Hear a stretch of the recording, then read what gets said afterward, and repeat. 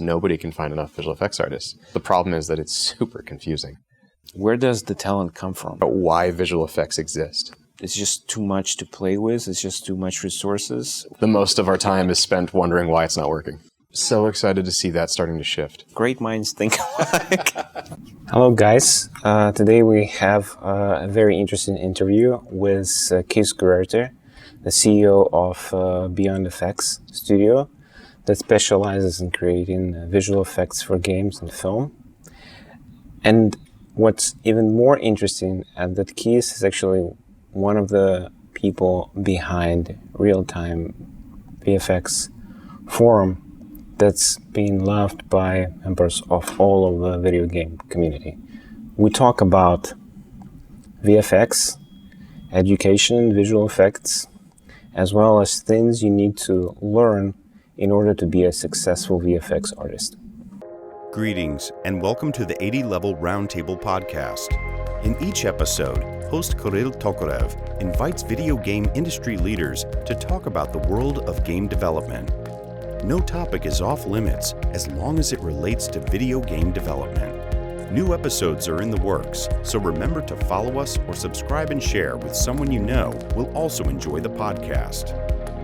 Thank you so much for joining us today and doing this journey. Although I know that you're probably in the LA area, right? So it's not. I actually live in Seattle as well. Really? Yeah, but so you're just commuting, or? Yeah, our studio is located in Santa Monica, and so I fly down once a month or so to check on the studio, work with the team, etc. Okay, awesome. So thank you for finding the time twice more than. So I have a question, like an opener. So, and this is the question that we ask everyone who's working on visual effects in games. Okay. And my question is like, imagine a game and there is no visual effects. Yeah. Like, would it still be fun? Like, would it still be, something that you can enjoy? Like, why are visual effects so important when you're building games? I love it. It's funny because this plays into why so many of us love visual effects so much. Yeah. So I think at base, visual effects they're used to bring life to the world, right? I think that it's pretty easy to look around outside and see that everything that moves that's not a character or a vehicle or a gun is probably going to run through some form of visual effects department. So we bring the frosting on the cake, as we say sometimes, but it's we're adding motion and life to make this sort of static digital world feel like it actually has its own story to tell. The thing that I love about visual effects, though, is that with every single game comes a slightly different purpose for the effect to be there. And so in some cases, visual effects are just used to help sell the narrative and build the world and bring life to that world. And other times, visual effects actually belong more in the design department, and we're used to help deliver information to the player. And other times, we're one of the core reasons that the player receives a good sense of feedback and consequence and impact from interacting with the game. And so I think what I love about visual effects is that the reason for our art, it crosses over into so many different disciplines and fields, and we kind of get to interface as a part of every different department in development. Yeah, I always think about visual effects as kind of music and sounds. Yeah. Like if you're in game development and you saw a demo and there is like no music and no sound, and it's just like whatever, even if it's like very polished, it just doesn't work. Right? And the same thing about visual effects. If you don't have them in the frame, the prototype literally might not work. Like people would be reluctant to give you money or anything. It's funny because it changes the way it feels. I think in those cases, a lot of people wouldn't really be able to spot what's missing, but they would feel that something isn't there, that there's something that feels flat, it's static, it's a little bit boring. And so I don't know, I do like the analogy of frosting on the cake. Like the cake is actually the most important part. You can have a whole jar of frosting and it's not going to be great. But if you just have a cake without that little bit of extra accent, then it feels like something's missing. And that's definitely the case with visual effects. So once we're at it, tell us a little bit about how your journey in visual effects kind of work, because you worked in so many different companies, so many different games, and now with beyond-vfx you're working on even more projects and helping all over. So how did you get into this industry and in this particular kind of career path? Yeah, I was very fortunate that I I stumbled into this this little niche industry that just appealed to all of my passions. But I was studying film visual effects, and I was actually teaching commercial visual effects out at a university in Florida called Full Sail. And I had a student ask me how game effects worked. And this was, at the time, like Unreal 2004 was out, Quake 2. You can open up the editors and you could actually load the editors and load all of the work that those artists produced and sort of break them down and recreate them and learn how they functioned. And so I just told the student I have no idea, and I went home and I started playing with the Radiant engine and with Unreal 2 at the time, and realized like, wow, I really love this. I love the immediate feedback and being able to tinker and play. And ultimately, you know, we're working on games, working in games, and that means it's kind of play. And the era that I was doing that was right at the point in video game history where the processing power was large enough that this was a full-time need. Right at the dawn of the PlayStation 3, where studios were starting to differentiate themselves by saying, we've got great-looking visual effects. And so it was the first time in the industry where there was actually this need for somebody to come in and focus just on visual effects. And I was fortunate that I was one of the few people putting work up online saying, like, this is really fun. And started getting job offers and realized, like, wow, I would love to pursue this. And sort of started my foot in the door that way. When you think about your career, like, where did you learn the most? I know you worked at like Naughty Dog for like 6 years, and then you worked at EA. So what is the place where you felt like you discovered kind of like the most about this art or skill or craft? Or... Yeah, I mean, I'll be honest and say that every single project that I've ever worked on, even today, the work that I was doing this morning, I'm still learning. I think that's maybe one of the cool things about visual effects is that it's always requiring me to be a student. When I was at Naughty Dog, I definitely found my love for the craft of what we're doing. There's something really infectious about being with a team that's so focused on using our artistry for a greater purpose and being surrounded by that and being in a space that's just passionate about it. And I've seen other teams establish their own form of that passion and desire to push craft in their own specific way. I think a lot of the work that I've done across small teams and large teams alike has been almost just infectious in excitement. So you mentioned Naughty Dog, and your own studio right now is here in Los Angeles area. And my question is, why does kind of this area, Los Angeles, and the greater Los Angeles area in general, why does it appeal so much for video game companies? Like, why are there so many studios like Naughty Dog, and there was EA there, and like Activision, and all of those studios are kind of building places here. Why this particular area? It's funny, I've actually wondered that quite a few times myself, and I've never come to a... Because, I mean, there is a lot of studios, and great studios in Seattle as well, right? Yeah, the West Coast has them kind of littered up and down, and I think that this city in particular attracts a certain type of creative. We see that for all of the entertainment industries have a large hub here, and so if you're an artist of any kind, you're probably going to consider coming here. And once you are here, the culture of this area is one to push and grow. And so if you're an artist that's in the industry looking for a great place to thrive, this city's going to come to mind and it's probably going to attract you. You might have a job from film. And then once you're here, if you're looking to push yourself, there's a lot of other people around you that are also artists looking to push themselves and do a little bit more, do something a little bit different. And so it's just a really good incubator. It's a big soup of people trying to do things a little bit differently. You mentioned this, like because the film industry, obviously, historically is very big here. And I remember I talked with my wife like a while ago, and she said, like, if we didn't come here, like if we lived in California, we would probably end up one way or another connected either with music or with film, because it's just like such a huge presence there, and you kind of gravitate towards it.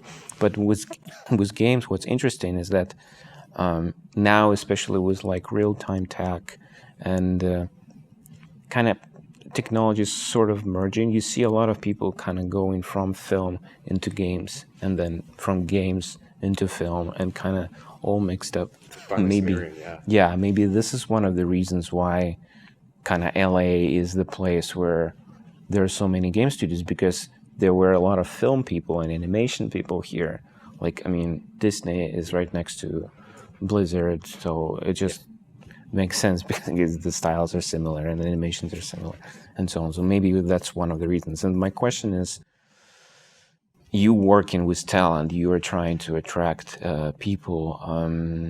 Where does the talent come from? Is this just because you put a job post online and you see thousands of applications from local people willing to work for you, or is this just the people trying to fly here and live here, or maybe it's remote work right now? So where do you find kind of the talent to work with you? I'm so excited to see that starting to shift, actually. I love Los Angeles, but I am so excited to see studios and developers find ways to work with talent from around the country, around the world, and for studios to be popping up all around the world. Because I think at the end of the day, the fact that all of us have been here in Los Angeles means that we're getting one type of experience and one sort of perspective and story that's being told. So that's not a great answer to your question per se, but I think that for me now to try to figure out how to draw talent, technology has finally crossed this threshold where it's actually possible for me to try to work with talented artists around the country and around the world without requiring them to come to LA.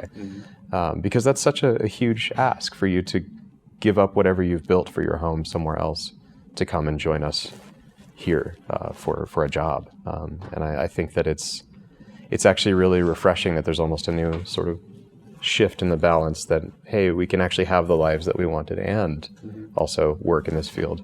So you're pro this hybrid work approach, and I am, like long-term. I mean, you don't have to. You can work from home and be in another state, and you feel like it works for. Yeah, I think I'm very realistic about what it's good at and what it's bad at,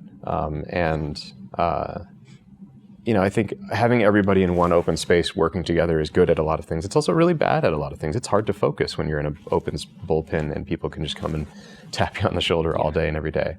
And that's actually the opposite now. Working from home, when we have very clear tasks, what I'm seeing and what the industry is seeing is like there's a marked improvement in efficiencies. On the other hand, what that big open space of all of us being able to sit and have face-to-face time was good at was mentorship and team decisions. And those are really hard to recreate through remote tools. And so I think there needs to be a little bit of both. And I think that there's great strategies of ways to use both. So I have two more questions kind of connected with that, but I think we'd better start with this new initiative that you launched. Please, yeah.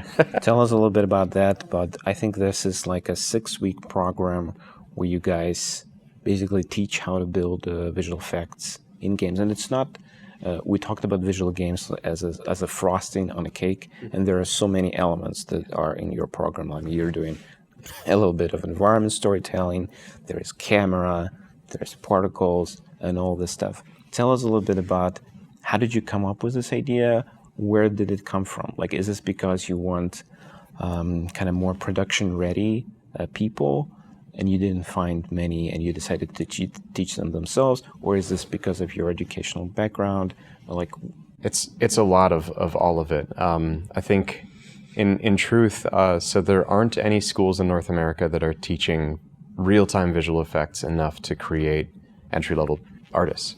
And so there's just a massive staff shortage. And so as I look around at every studio, not just in LA, but honestly in the world, VFX artist is almost always going to be one of their jobs postings, and nobody can find enough visual effects artists. The other thing that we've noticed is that as everybody did start working remotely, the willingness to hire a junior has actually shrunk, and that's because mentorship is so hard. And so as we've sort of started returning back to office, as I've seen studios return back to their old way of developing, I'm not seeing those entry-level positions open back up again. And it's been fascinating because when I do ask them, hey, what's your expected onboarding time? When you bring in a new intermediate artist, how long do you give them before you really expect them to hit the ground running? And I usually get 1 to 3 months. Well, 1 to 3 months for an onboarding, if I can actually take somebody and run them through a training program in 6 weeks, that fits perfectly into these large studio onboardings. And so the challenge for us when we created this program was, is it possible for us to take a recent graduate, an inspired artist, somebody that really wants to learn real-time visual effects, and sprint them through this whole swath of knowledge base of what we do and make them into a production-ready visual effects artist on the other side that we can then present to these studios and start getting more junior talent and inspired artists into our industry. So tell us a bit about the program itself. I mean, you have some incredible talent teaching, which is amazing. Tell us a little bit about that. And also tell us about what's going on during those 6 weeks. Like, what are the kind of the first step, what do they get in the end? I know that they're supposed to have some kind of like a sort of like a game or like a game-esque kind of project. Yeah, what we wanted to do when we started looking around at how to mirror, what industries have something similar that we can mirror for this, what we looked at was actually hand labor trade. So plumbers and builders and craftsmen, they have these actual apprentices where people are learning on the job. And that hands-on experience of actually seeing how to craft and how to actually do the job is so vital. And that's actually missing from most traditional schools. So what we did is we put together a 6-week program that's focused on 3 different mechanisms of learning. One of them is lectures, because we obviously need to teach the content. The other is actually working within a game project that we built specifically for this apprenticeship. And so it's a roughly 10-minute first-person narrative adventure game that we built with all kinds of visual effects opportunities in mind in Unreal. That's actually structured around what the apprentices would experience if they were working on an actual job. We asked them to check in to Perforce. We asked them to track their tasks using Jira. We work with an art director and designer and sort of run through planning and sprints. And then the final one is actually guest lectures from talent across the industry. Not just visual effects artists, although we've definitely had some awesome visual effects artists come and join us to speak with us, but also getting a graphics programmer and an art director and a designer to come out and speak to us about their perspective on visual effects and how artists should interface with them for their departments. The actual curriculum itself is broken down. You kind of mentioned this earlier. We wanted to figure out why visual effects exist and structure a lot of the challenges and lessons that we have around those concepts. And so the first one is environmental storytelling. And so in week 2, after a big introduction, in week 2, we start to go into all the challenges that happen when your task is how to build out an environment and add life to the world and how to match narrative tone and what you artistically should be focusing on, but then also what you should be focusing on for your craft and how to just make life easier for you as you're working. The next week is all about gameplay effects, or what I kind of focus on as feedback effects. So it's your muzzle flash. It's the things that make the game feel different, that make you feel like you are interfacing and impacting the world. They often require a totally different sense of timing, because if you play out a muzzle flash the way it actually happens in reality, it feels too slow. Whereas you want a lot of pop on that. As soon as you pull the trigger, it just feels big and strong and bold. The next week is all about information effects. So we tend to see these in UI elements or magical spells, things like that, where the key purpose of that effect is actually to deliver information for the designer. And so the focus that I always joke around here is like, man, you can have the most beautiful effect in the world, but if it does not really clearly communicate the intent or the language that that designer wants to send to the player, the effect might as well not exist. And so it's a totally different challenge to focus on very clear reads as opposed to just pretty visuals. The last week of our breakdown here is cinematic effects, where we go into sort of locked cameras or locked action, and you have to build accents on top of motion. And so then most of the focus becomes composition, animation principles, and how to use sequencer and things like that. Then the final week, which we're in now, as we're speaking together here, is actually all about advanced techniques and then optimization and performance, because one of the fun things about game effects is if you can't hit 30 or 60 frames a second, you might as well have not made the art in the first place. That's you mentioned those kind of like the cinematic effects, like with the camera and then optimization, and I think these are two of the kind of invisible effects, because if you go outside and you ask any player about the camera, they usually never have any opinion about it. Right. Because if it works, they don't notice it. If you've done it right, then nobody's thinking about it. But if it doesn't, then immediately they're going to be in disconnect. And the same about optimization, right? Because if everything's fluent, nobody has it. They don't see it, which is kind of like ironic because it involves so much work and it's so difficult. But I have a question on top of this. I know that you're using Unreal to kind of teach all those techniques, but I have a question on top of that. So, in the portfolio of games that you've worked on, there are some projects like Call of Duty, for example, where they're using proprietary tech, right? And I think a couple games like the Below game. Yeah. Oh, yeah. That was very proprietary. It's an amazing game, also made with their own tech. My question is, do you feel like teaching them to operate within Unreal and operate with a sequencer, which is also like an Unreal product, does it make them ready to face all the other tech out there, which is not really documented anywhere outside of those corporations? Sure.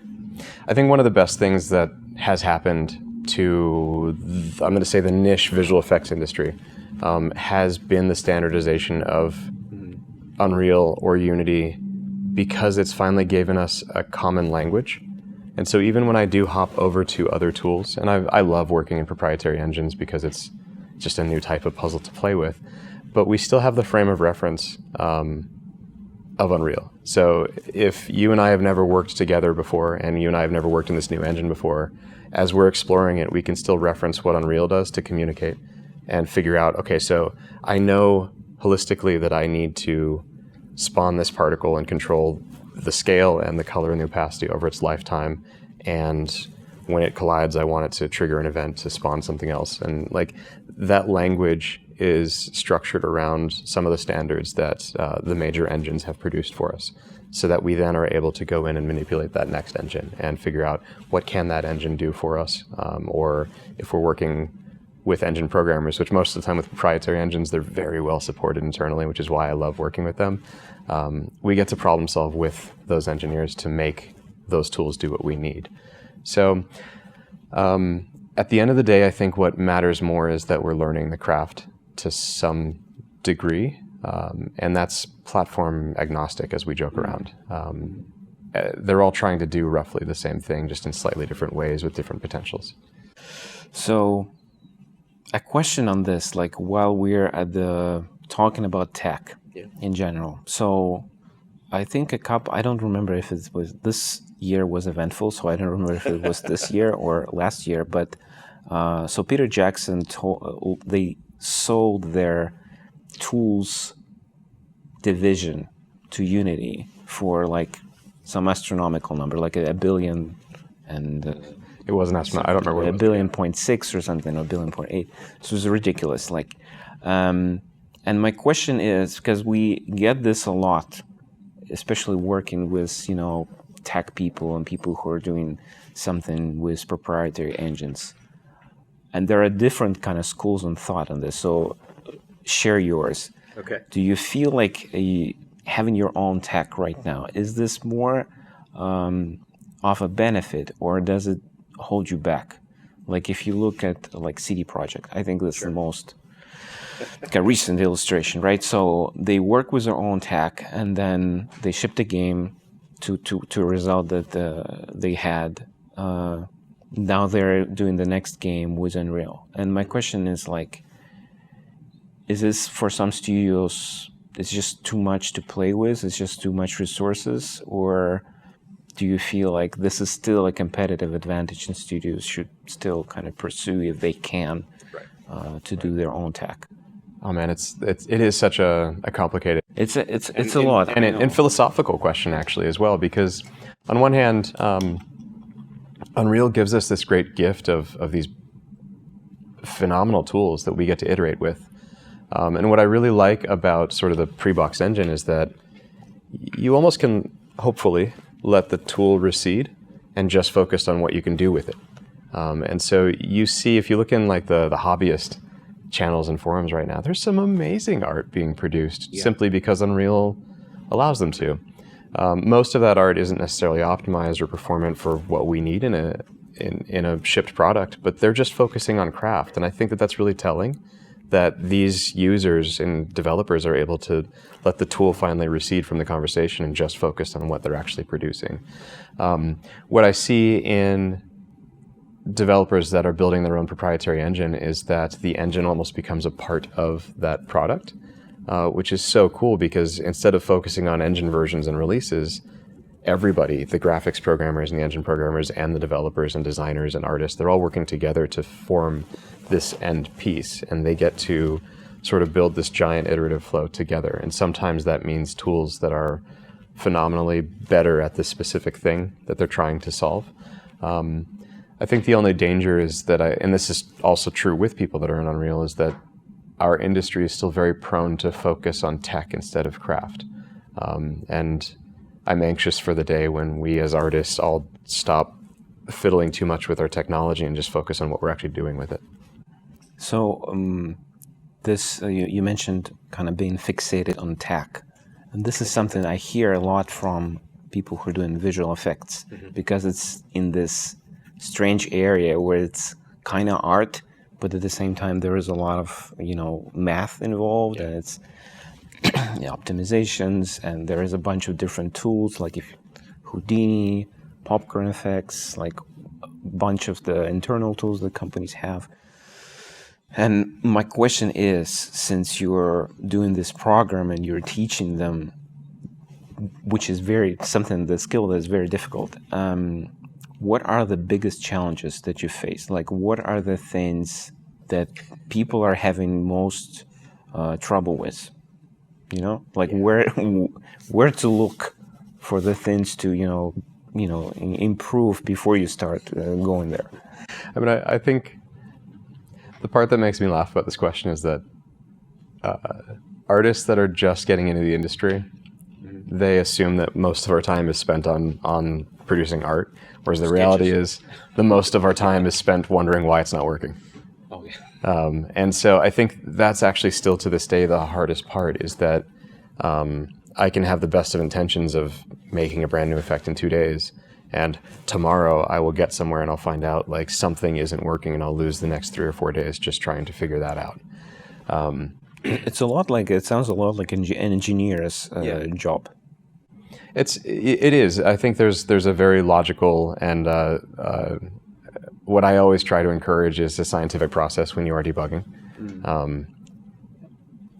And so there is a very like pragmatic and logical breakdown that you have to do to analyze, why isn't this working? Okay, I tried this and I tried this and I flipped this one thing over here and it started working, but I need it to be flipped off. So let's go dig into that a little bit more. I think that is still the biggest hurdle with becoming a visual effects artist. And I call that out mostly because I think it's something that blindsides most people. When you're just tinkering and when you're just building in a gray box, learning how to use Niagara or Shader Graph or whatever tool you want for visual effects, it's fun because you're just producing cool visuals and things and playing. And it's not really until you really try to use it for a specific purpose that you hit that point where it breaks. And that's where a lot of people get lost and they get stuck. And so I think that is still to this day the largest hurdle of our industry, is overcoming the like, why isn't this working question? And that's the part that I would love to lose, because if we could just stay focused on creative endeavors. If everything just worked out of the box, right? Like people advertise it, right? So that's an interesting point that you mentioned, that there's a lot of kind of iteration, and we all know that iteration is kind of part of being an artist. And if you work on anything, you redo it all the time. But here you also figure out why it doesn't work. Yeah. And do you feel like this is an important, I don't want to say that it's a skill, but this kind of a concept to embrace if you want to be what is considered to be a production-ready employee, right? Yeah. So what does it mean to be production-ready? Because we have, we also have a recruiting service on 80 level, and we try to help companies find people who are production-ready. So, and with us, it basically means somebody who has shipped a title, or who had worked on something, but there are students, there are people who are graduating, there are people who don't really have that experience yet. How can you help them kind of quicker become this, this cog in the machine, so they can start working and not do like the 3 months onboarding process? Right. That's a huge part of our focus with the apprenticeship, and it's a big part of my focus with mentoring artists in general, because a lot of times schools, they teach you how to be creative and they teach you how to create your artwork, but they forget about the constraints. And I think one of the realities that most of our industry almost laughs about is that the last 5% of production is what takes 90% of it. That early, getting to 90% is really easy because the tools do get you there.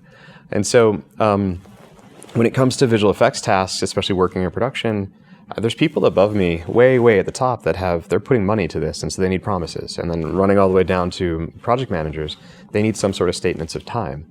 And so they come to me and they say like, hey, Keith, here's your task. We need a bubble explosion.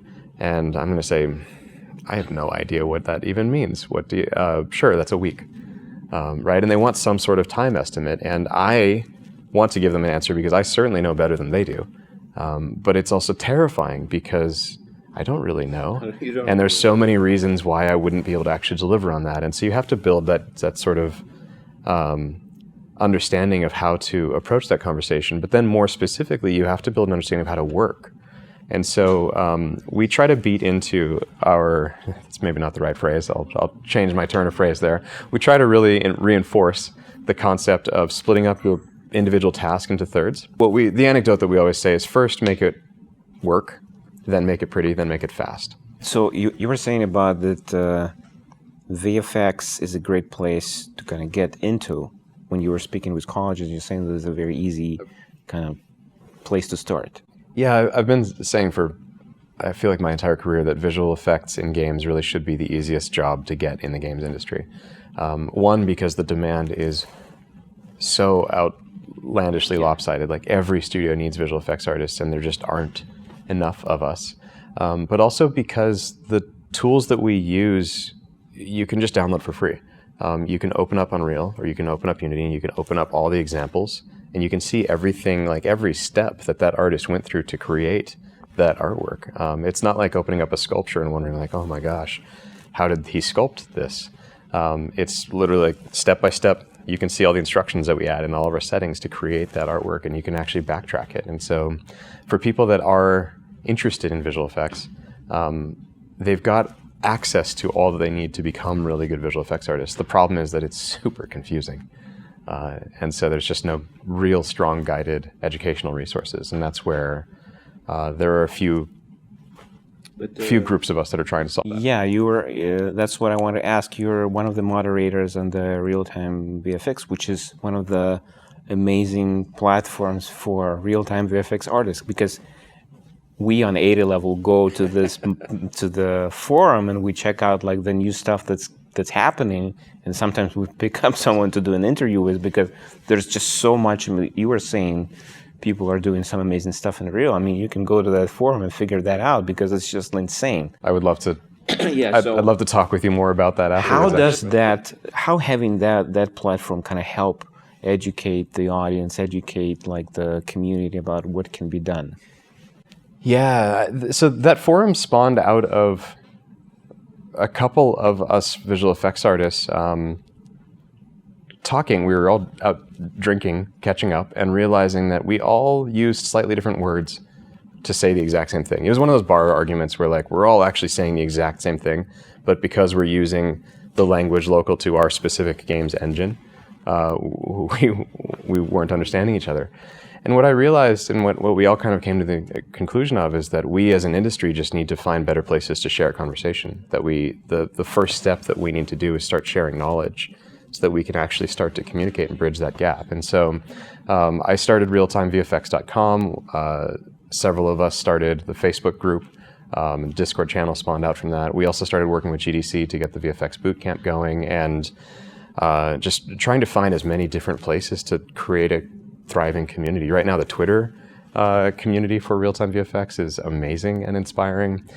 So now what we have is this really large collection of talent and hobbyists and excited artists and just knowledge sharing. But there's still very few places to go to actually understand how to learn what we do. If you're just starting out, to ask, where do I start? Because there's a lot to learn. And you even called it out. There's a lot of tools that we use. And so we're just starting to see a couple studios and businesses and companies try to focus on that. Jason Kaiser with VFX Apprentice is doing an amazing job focusing on craft first and growing out from that. And so I'm really excited about the curriculum that he's building. I think for us within beyond-vfx to take the opposite approach, to start with how much can we introduce and cover in 6 weeks, and can we get them to this very specific target goal of a hireable artist? It's been a really interesting exercise, and I'm just excited to see what amazing artists pop up around the world with this content. It's definitely great to see. It's kind of like I'm building a bridge to the next question. It's great to see so many people kind of trying and doing these experiments and putting them online. But the question that I have for you, so you worked on many games, like you work with Riot and Activision and a bunch of others. From your perspective as an artist and a leader, maybe even games you haven't worked on, like where do you feel like VFX are kind of this integral part of the game? Where do they make most sense when they're not just like for show? You know, it's like I always like this example with Fincher. Like he has a background in visual effects. He knows them very well, but he uses them so sparsely. Yeah. Like if he wants to create like a helmet on the lady, or like delete the helmet or something, like the little pieces like in bits and something that he can't do on the set. Where do you feel like, are there games like that when visual effects kind of, really matter? That's a beautifully philosophical thought. Yes. And I think we see this in a couple different formats. There's some genres of games, like League of Legends is one actually where their visual effects are certainly visible, but the purpose and role of those effects is so finely tuned to the balance of the game and to the information being delivered to the player that is the beautiful craft of their artistry. And I always find that the more you really go in and analyze the restraints that they've had to put into their artwork is when you really start to appreciate what they've developed. I think that the team at Naughty Dog is still producing some of the best usages of visual effects to accent a tone and to help tell a story that I've ever seen. And there's something really charming about their attention to detail being so subtle that you're not supposed to notice it.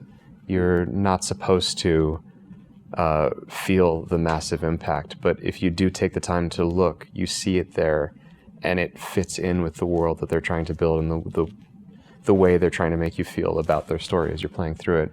And those are the types of experiences, in both cases, I think those are two very extremely different uses of effects, but they're starting to exemplify the way visual effects can actually be used for the greater purpose. Which is, to elevate and to accent to some other goal. And I think that's why I'm so excited to see people empowered with tools that can focus on craft, and as well as so excited to see so many different types of artists hopping in and using our tools. I really like this example with League of Legends, because it's like, we all talk about like attack animations, like, and that like I play a lot of Elden Ring right now, so it's an important topic for me. So you kind of learn the enemy and you understand when he hits, and like you can almost see the hitboxes like at a time. And the same goes for like League of Legends, because it's like chess but with more elements, and it's all real time. So VFX is part of that. And the language that's being presented to you is largely through those effects. Even in Elden Ring, like, it takes a long time to learn the language of that game, but it's there and it's consistent and it's largely told to you through their visual effects. Yeah, I just wanted to say that I really enjoyed like the forums. The forums that you launched them not that long ago. It's like they've been here like for 7 years. 7 years, Yeah. same as the 80 level. Yep. So it's like the same. Yeah. Great minds think alike. So I have a question. Like since we're kind of almost at the end, we ask this a lot. So to readers who haven't made it into a big studio, who are trying to get into some big company or land a better job or get into like a lead position, what should they be working on? Like, what are the things that people who are making hiring decisions looking for? Like, what are they looking at? Like, updated portfolio, or maybe programming, or some other tech skills, or, go to Harvard, learn how to manage people. I don't know. Like, what are the things that are kind of the biggest importance right now on the market? And this is specifically for visual effects? It can be, yeah, I guess for visual effects. The answer to that for me usually starts with a slight paradigm shift from what I see in most students. And this is hard for students to have, but when they're interviewing somewhere, the thing that they need to understand is that the people they're interviewing with are just trying to understand if they can be useful to them. When I'm looking to hire somebody to bring in my team, it's usually because I need help. I've got way too much to do, and I need to know that I can put somebody in my team that's going to help me stand all of it up and get it done. The most important part of that for visual effects is that I know that they're going to be able to ask questions when they need it and to push themselves to grow and to learn the different steps that we actually need. There's definitely a statement of art style and sort of matching, and there's the really, really basic of, can this person even do what I need them to do? But most of the questions that we're trying to get answered when we're interviewing or when we're looking at an applicant is, can this person join us and actually grow into what we need them to be? And so a lot of that comes from the confidence that they're going to, again, ask questions and be curious enough about the ways we're doing things to learn how to do them correctly. I guess like the biggest answer is that you need to learn all the time. Mm-hmm. That's kind of like what this industry is all about. That's what I keep saying whenever I go to talk to any of the students or anyone. We have this lecture where it's like 21 or something steps, and if you can condense it into like under one thing, it's basically you need to learn all the time, because if you don't, somebody else is going to take your job, or they're just going to do like a photogrammetrist thing, and you won't be able, they don't need a modeler anymore, right? You have to do this all the time. And I guess that's kind of like the moral of this interview, that you have a educational course so people can enjoy that, or they can learn anywhere else. And if they follow, I guess, their dream and they keep learning, they will be able to achieve what they want. I think that's beautifully said. Yeah. All right. Yeah. Cool. Well, thank you so much for your time. I really appreciate it. So we'll add all the links in the description so people can check out and learn more about the programs that you have, and maybe somebody wants to work with you. So we'll leave a link to the career page as well. Perfect. All right. Thank you so much. Thanks for enjoying another episode of the 80 Level Roundtable podcast. Check out upcoming episodes on the 80 Level website at 80.lv. Join our career site at 80.lv/RFP, and share our podcast with friends and on your social networks.